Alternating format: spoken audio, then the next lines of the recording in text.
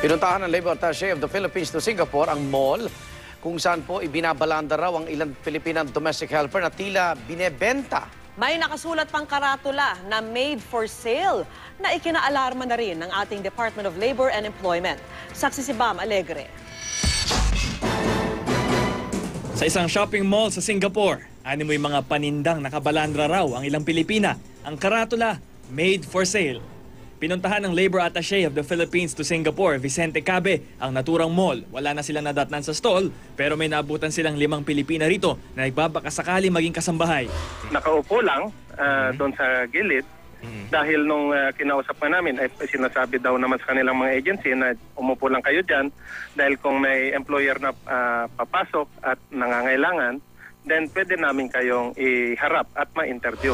Natukoy na rin ng Department of Labor and Employment ng mga agency na may kinalaman sa stall na ito.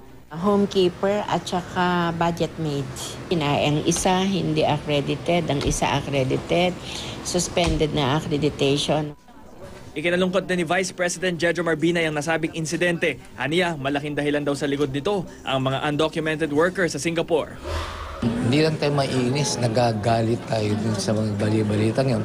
Kaya ba tinawag namin ang pansin ng ating embahada, paki-imbestigahin naman natin ito.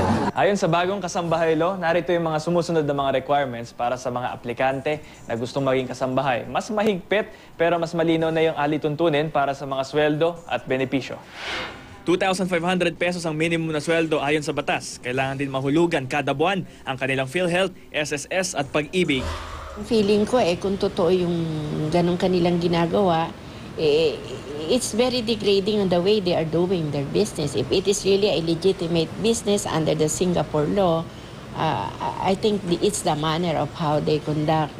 May mga dignidad itong mga household service workers natin. Pinuntahan namin ng isang recruitment and training agency para sa mga kasambahay. Bukod sa mga pagsasanay sa housekeeping at babysitting, itinuturo nila sa mga kasambahay ang kanilang karapatan na magtrabaho ng may dignidad. Kaya hindi raw katanggap-tanggap ang napaulat na insidente sa Singapore. Pag halimbawang napapagalitan lang namin or kapag halimbawang masyado nang mahaba yung trabaho nila, hindi na sila minsan nakakapaghinga. So sometimes, di ba, required ng